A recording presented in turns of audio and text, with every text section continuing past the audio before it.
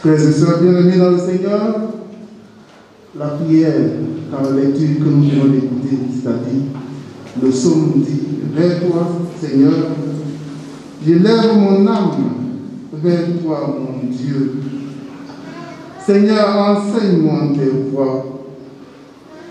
Au début de cette méditation, demandons au Seigneur de nous élever, d'élever nos esprits à aller à sa rencontre, à la rencontre de celui qui vient à notre rencontre, et de nous enseigner.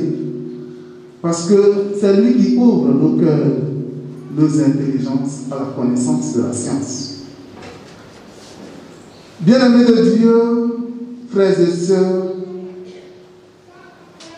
nous commençons aujourd'hui une nouvelle année liturgique.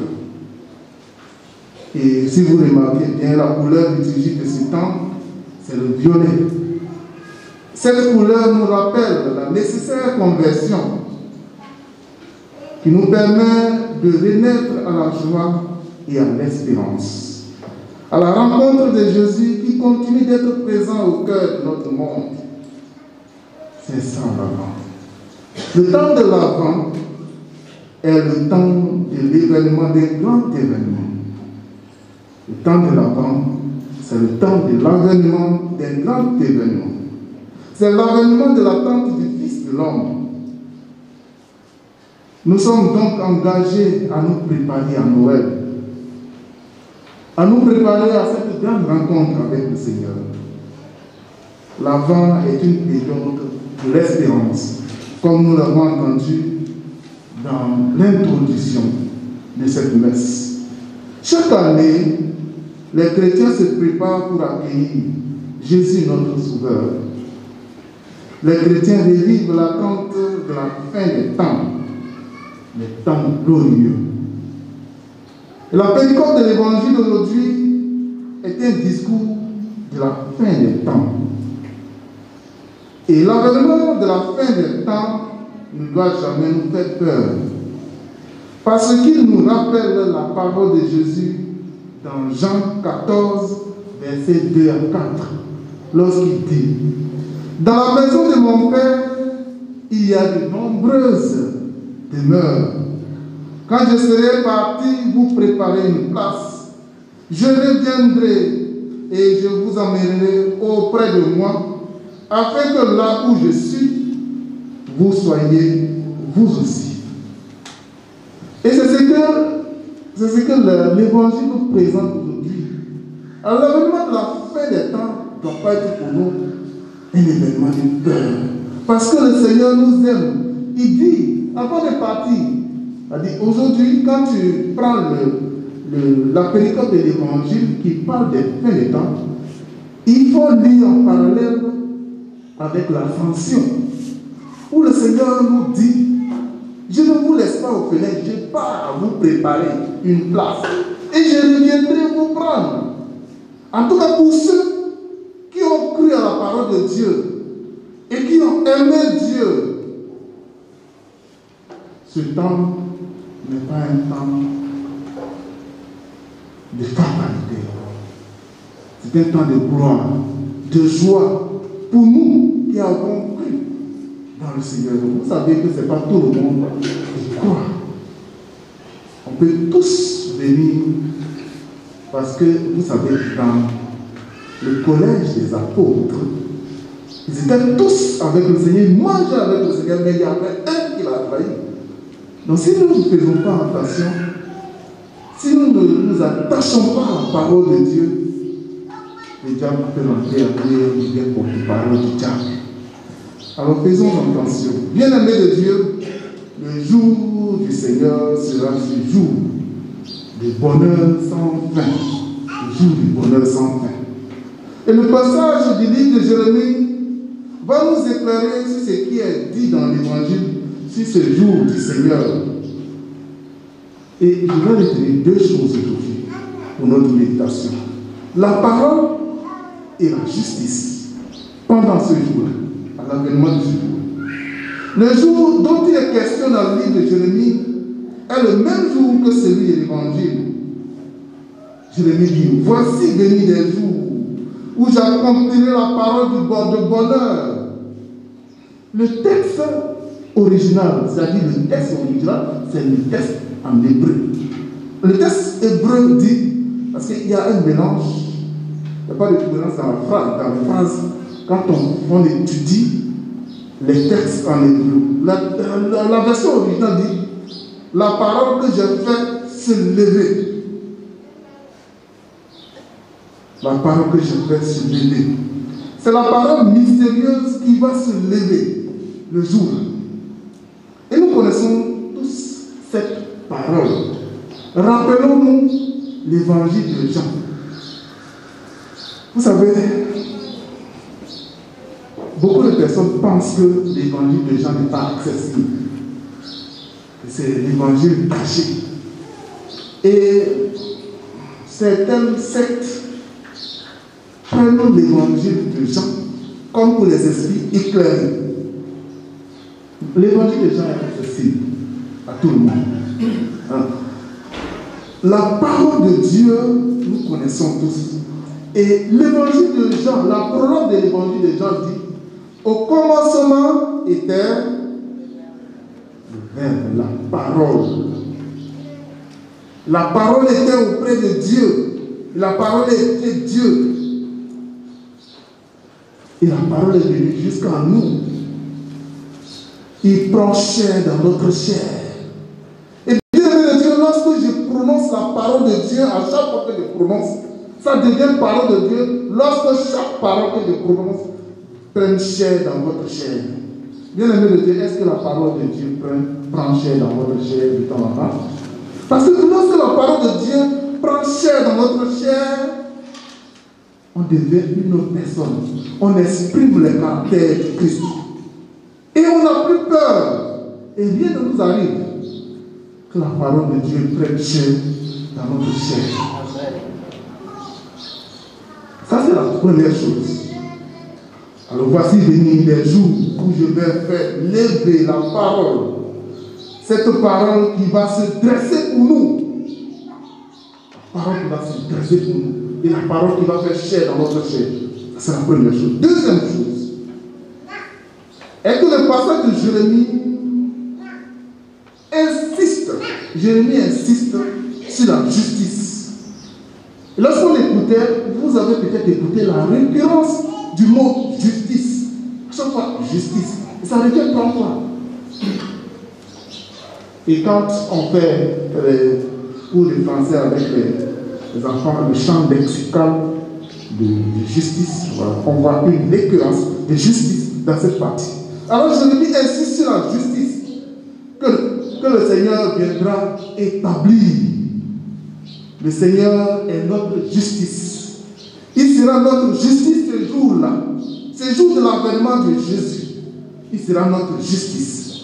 Et la bonne nouvelle de cette justice est que c'est le Seigneur qui viendra s'ajuster à nous.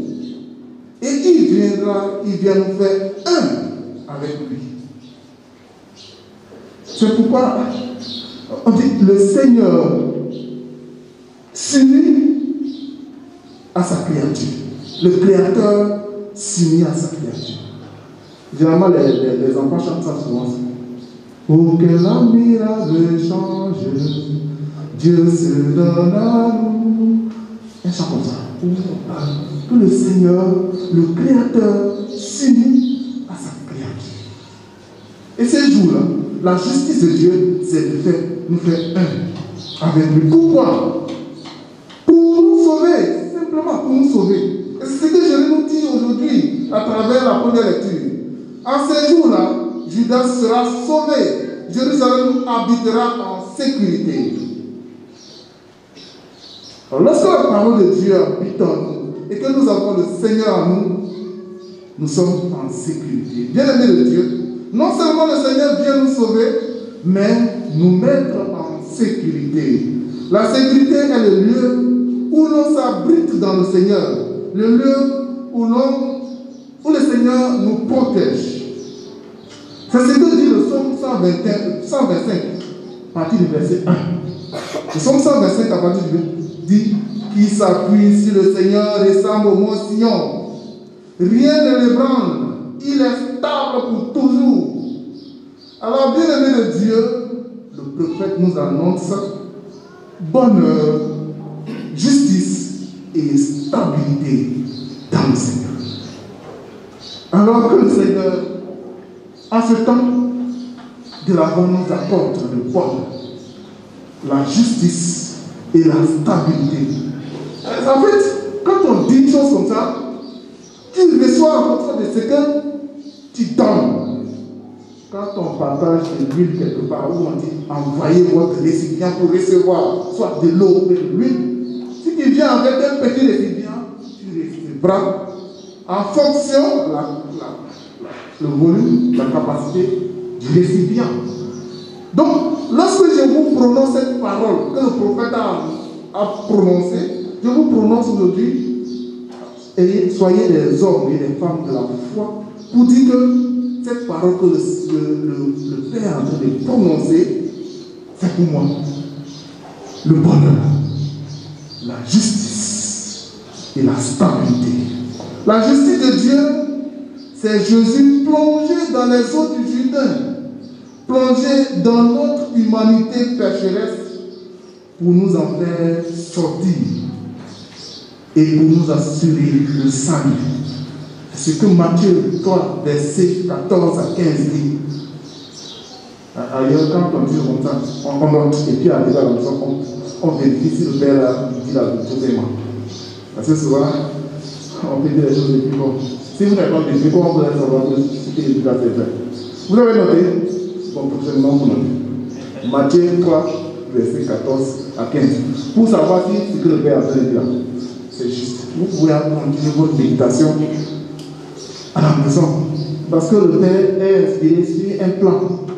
Sur un seul plan, ou bien deux, il prend deux axes de tout ce qui se passe. Et puis il commence à méditer là-dessus. Vous avez la connaissance de Dieu. Et vous pouvez aussi méditer, continuer la méditation. La venue dont il est question dans l'évangile de Saint-Luc aujourd'hui est l'accomplissement de cette justice. Le texte commence par « En ce temps-là, Jésus parlait de sa venue. » La venue de Jésus, c'est la justice de Dieu. Et cela, c'est une nouvelle réjouissante pour nous, car notre Dieu est un Dieu qui vient. Le Dieu que nous adorons est un Dieu qui n'attend pas qu'on se hisse jusqu'à lui. Et dans toutes les religions, c'est notre religion qui dit que le Dieu Tout-Puissant vient à la rencontre de l'homme. Dieu est très lointain, mais en même temps proche de l'homme. Les musulmans disent que Dieu est grand, puissant. On ne peut pas s'approcher. Il est grand. Mais nous disons la même chose. Dieu est unique, grand, puissant, mais c'est Dieu-là. Il descend. Il vient à la rencontre de chacun de nous. Et c'est ce qui se passe dans l'Ancien Testament. Dans la première lecture, le peuple était vraiment découragé, mais le Seigneur vient à leur rencontre. Le peuple de Dieu était en Égypte. Le Seigneur descend. J'ai entendu la voix de mon peuple et je suis descendu pour le libérer. Bien aimé de Dieu, s'il a fait ça pour les gens depuis longtemps, nous aussi qui sommes ici, il fait ça. Il continue à le faire pour nous aujourd'hui. Ce qui est souvent malin, c'est que les gens disent que vous allez dans une religion qui n'est pas la nôtre. C'est la religion des Blancs, souvent on a ça. Les discussions inutiles.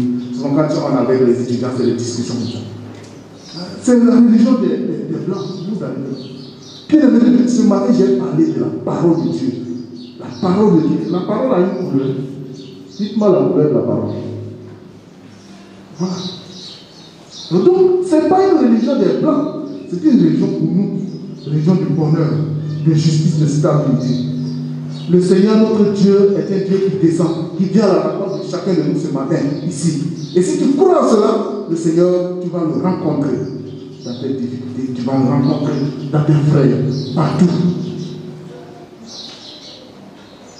C'est lui qui descend pour nous rejoindre. Et on peut lire par exemple le cantique, le livre des cantiques, Généralement, le livre des cantiques, les jeunes croient que c'est pour eux. C'est pour aller, voilà, prendre des passages à part et aller réciter de belles paroles divines. Bon, je ne continue pas là. Le cantique des cantiques dit, cantique des cantiques, chapitre 2, verset 8. J'entends mon bien-aimé, voici qu'il vient, sautant sur les montagnes, bondissant dans les collines. Donc, c'est toute la spiritualité de l'Avent. Le bien-aimé est celui qui vient, Dieu qui nous aime et qui vient à notre rencontre. Et si nous l'aimons aussi, nous allons nous rencontrer.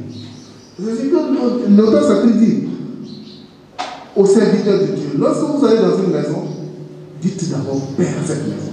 Normalement, lorsqu'un prêtre rentre dans votre maison, quand tu mets le pied droit dans votre maison, il dit Père à cette maison. Et s'il l'a, l'auteur sacré, s'il l'a, il y a un ami de la paix, votre Père ira se reposer sur lui.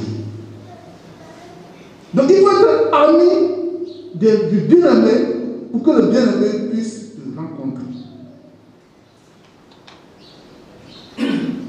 Bien-aimé de Dieu, c'est toute la spiritualité de ce temps de l'Avent.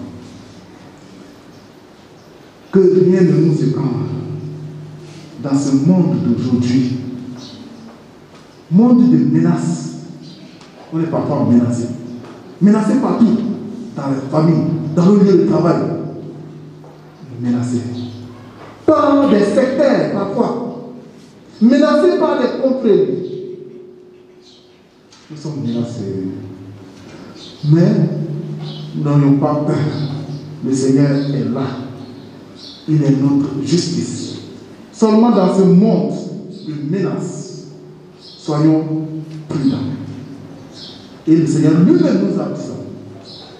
Je vous envoie comme des agneaux au milieu des loups.